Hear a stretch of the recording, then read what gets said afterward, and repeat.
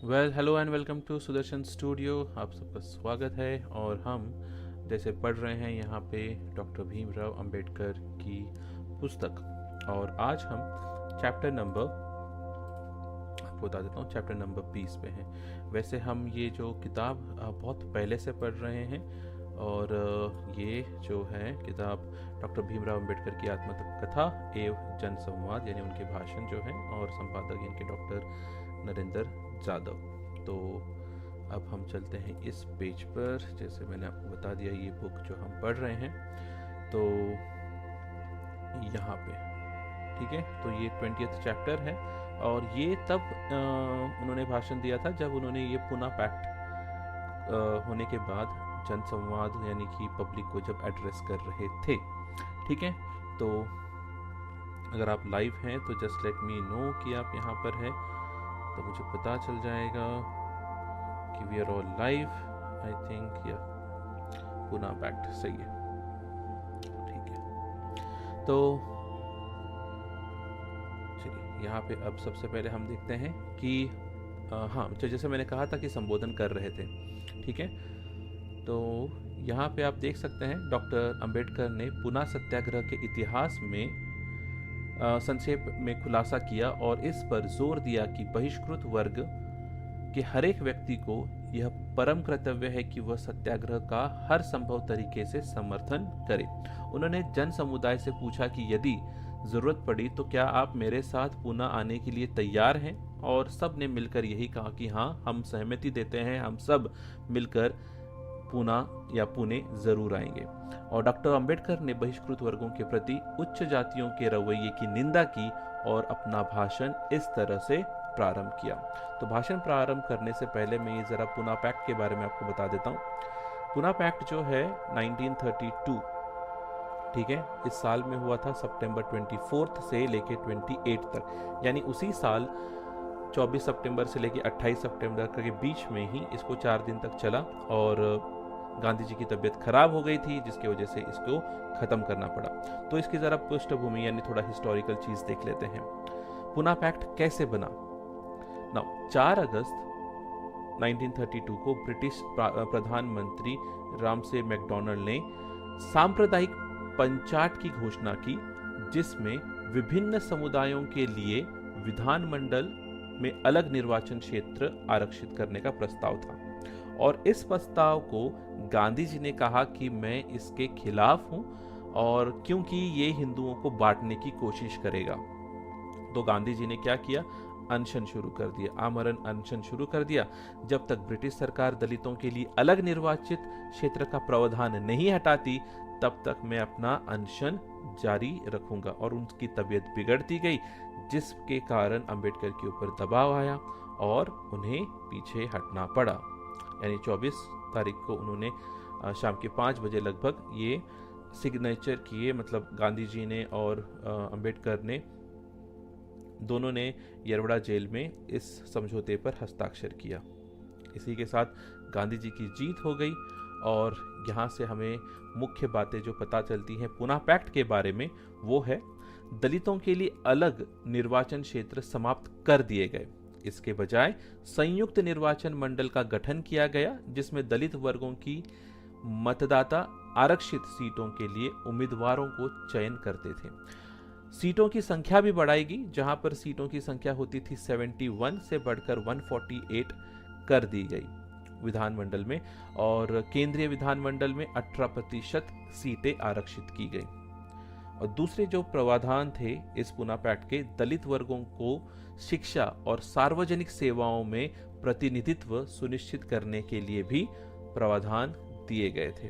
तो ये जो चीजें थी पुना पैक्ट की, थोड़ी सी हिस्टोरिकल जानकारी जो कि हम आपको ले चल रहे हैं अभी 24 सितंबर 1932 की तरफ। तो ये उनका भाषण है डॉक्टर BR अंबेडकर का।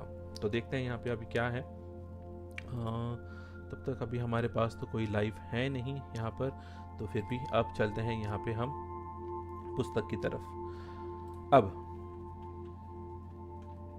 ऐसे लोग हैं जो बहिष्कृत वर्ग को सलाह दे रहे हैं कि वे उच्च जातियों के रवैये का परिवर्तन के लिए थोड़ी प्रतीक्षा करें। क्या यह निंदनीय सलाह नहीं है? एक तरफ कांग्रेस ने अंग्रेजों को अंतिम चेतावनी दे रखी है कि यदि 31 दिसंबर तक डोमिनियन स्टेट मंजूर नहीं किया तो वे ब्रिटिश सरकार से सारे संबंध तोड़ लेंगे, और दूसरी तरफ वे बहिष्कृत लोगों को यह कहते हैं कि अपने मानव अधिकार एवं सामाजिक स्वतंत्रता हासिल करने के लिए आपको कुछ दिन इंतजार करना होगा। तो मैं जरा हाइलाइटर यूज कर लेता हूँ, यहाँ पर है हम, ठीक है। बहिष्कृत लोगों के लिए इंतजार करना होगा। मैं चकित होता हूँ कि क्या यह एक धोखा नहीं है?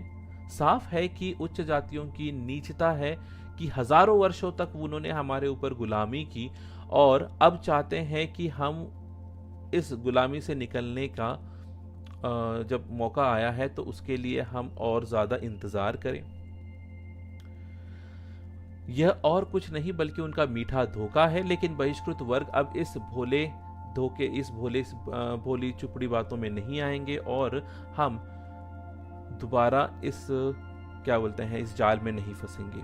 अछूत अब आत्मगौरव और जागरूक हो गए हैं और पूना सत्याग्रह इसका प्रमाण है। मुंबई में भी अछूतों ने मंदिरों में प्रवेश के लिए सत्याग्रह शुरू कर दिया गया है, और इसके लिए आपको बताना चाहता हूँ कि मंदिरों में अछूत यानी कि बहुजन समाज या शेड्यूल कास्ट कह लीजिए, उनको एंट्री करने से मनाही थी और बहुत ही मारकाट हो जाती थी या उनके परिवार को गायब कर दिया जाता था, लड़कियों से बदसलूकी की जाती थी। तो इस तरीके का माहौल रहता था उस समय मुंबई में 1932 के टाइम पे, जब आप टेंपल में एंट्री करने के लिए जाते थे। तो यहाँ पर टेंपल में एंट्री करने के लिए भी आंदोलन या सत्याग्रह हुआ है। पानी से लेके टेंपल तक जहाँ आपको एंट्री चाहिए, जहाँ आपको अपनी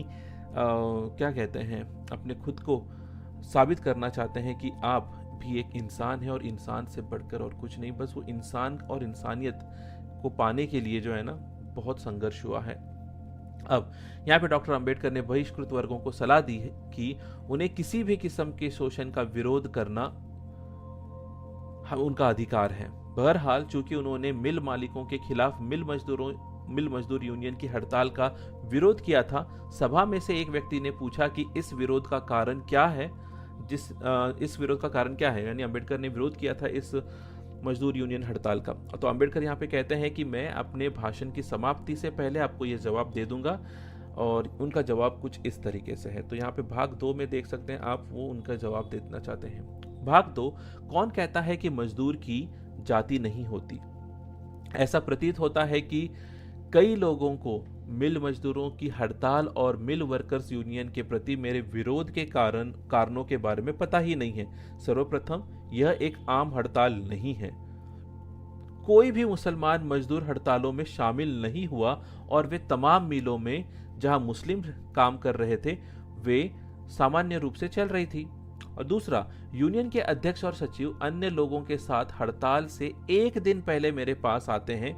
लंबी चर्चा के बाद मैंने उनसे स्पष्ट किया था कि पर्याप्त कारण और पर्याप्त पूंजी के बगैर हड़ताल पर मत जाएं। तो कारण और पूंजी, बैकअप होना चाहिए अगर आप हड़ताल पे जा रहे हो। तो मैंने उनसे यह भी कहा था कि अगर हड़ताल के मान्य कारण हो और बहिष्कृत वर्गों का उत्थान हो तो ये हड़ताल का समर्थन भी करूंगा और उसमें भाग भी लूंगा, अगर बहिष्कृत वर्गों का सम्मान और उनको अगर काम मिलता है तो, ठीक है। बाद में जब मैंने खुद हड़ताल के कारणों के बारे में पड़ताल की, तब मैंने पाया कि कुछ नेता, यहाँ पे देखिए, कुछ नेता विशुद्ध रूप से अपने निजी अहक के लिए हड़ताल पर जाने के लिए तुले हैं। हड़ताल यह है कि यूनियन नेता खुद ही अपने वायदों पर कायम नहीं रहते हैं और इसलिए उनका कोई सम्मान नहीं करता। हर एक को यह बात जाननी चाहिए कि इन्हें यूनियन नेताओं ने हड़ताल जांच समिति के सामने बेशर्मी से कहा था कि उन्हें अपनी यूनियन को बिखराव से बचाने के लिए हड़ताल करनी पड़ रही है, लेकिन ऐसा कुछ नहीं था। ये सिर्फ उनकी निजी कामों के लिए, यानी उच्च वर्ग के जो लोग थे वो अपने निजी स्वार्थ के लिए ये हड़ताल कर रहे थे। इस समिति की नियुक्ति मुंबई प्रांत सरकार ने हड़ताल के बारे में पता करने के लिए की थी और उसमें देखिए अब क्या है। तीसरा, अब तक जितनी भी हड़तालें हुई हैं उनमें बहिष्कृत वर्ग लोगों को कोई सम्मान या कोई न्याय नहीं मिला है। ठीक है, उन्हें अभी भी कपास मिलों में काम करने की इजाजत परमिशन नहीं है, क्योंकि कपड़ा विभाग में जो काम कर रहे हैं वे स्वर्ण लोग हैं, यानी ब्राह्मण लोग हैं, और वे चाहते हैं कि अगर अछूत आकर यहाँ काम करेंगे तो वो कपास को या कपड़े को हाथ लगाएंगे या मशीनों को हाथ लगाएंगे, जिससे मशीन, कपास या कपड़ा दूषित हो जाएगा, और ऐसा स्वर्ण या ब्राह्मण लोग नहीं चाहते, वो काम छोड़ देंगे। हमने अछूतों की कपास की बुनाई सीखने के लिए बेरार क्षेत्र से 130 मजदूर बुलाए थे। देखिए यहाँ पे बहिष्कृत लोग जो हैं या अछूतों को स्किल डेवलपमेंट के लिए, जैसे आज कहते हैं ना स्किल इंडिया, तो स्किल इंडिया या स्किल डेवलपमेंट के लिए बेरार क्षेत्र से 130 लोग उस समय 1930 में बुलाए गए थे, लेकिन स्वर्ण हिंदुओं यानी ब्राह्मण लोगों ने उनके साथ काम करने से इनकार कर दिया। यहाँ तक कि उन्होंने ये कहा कि अगर वो काम करेंगे तो हम हड़ताल पर चले जाएंगे। तो हड़ताल इसलिए हो रही थी, ना कि किसी और कारण से। ठीक है, परिणाम स्वरूप अछूत मजदूरों को बेरार से आए लोगों को वापस जाना पड़ा। अगर मजदूर आंदोलन का जोर सिर्फ अछूतों के खिलाफ अत्याचार करना है, तो उच्च जातियों के नेताओं को, जो दावा करते हैं कि मजदूरों की कोई जाति नहीं होती, इस स्थिति को स्पष्टीकरण करें। बहिष्कृत वर्ग और अछूतों से यदि सहयोग की अपेक्षा की जाती है तो उन्हें न्याय भी मिलना चाहिए। मैं हमेशा ऐसे लोगों से सहयोग करने और उनके साथ काम करने को तैयार हूं जो बहिष्कृत वर्गों को न्याय देने और उन्हें सामाजिक बंधनों से मुक्त करने के लिए तहे दिल से आंदोलन में काम करेंगे। यदि हरेक आंदोलन का आधारभूत सिद्धांत अछूतों को न्याय और समान व्यवहार सुनिश्चित करता है, तभी आंदोलन न्यायपूर्ण और समुचित होगा। मुझे ऐसे आंदोलनों से कुछ लेना देना नहीं है जो सिर्फ स्वार्थ के लिए, स्वर्ण लोगों के फायदे के लिए हो। अतः मैं एक बार फिर आप सबसे अनुरोध करता हूं कि पुनः में पार्वती सत्याग्रह को हर संभव समर्थन दे। तो इस तरीके से 1932 यानी 32 में ये जो पुनः पैक्ट हुआ और प्रेशर के कारण सिग्नेचर करना पड़ा, और अल्टीमेटली ये जो चुनावी रंग कुछ इस तरीके से बदल दिया गया। ठीक है, तो ये था हमारा पहला 20th chapter on Pune pact. चलते हैं पुना पैक्ट का जो भाषण के बाद है डॉक्टर भीमराव अंबेडकर के दूसरे 21st वाले भाषण, हमें स्वराज के लिए अलग से मांग करनी होगी। ठीक है, ये उनके भाषण हैं जिनको हम एक एक करके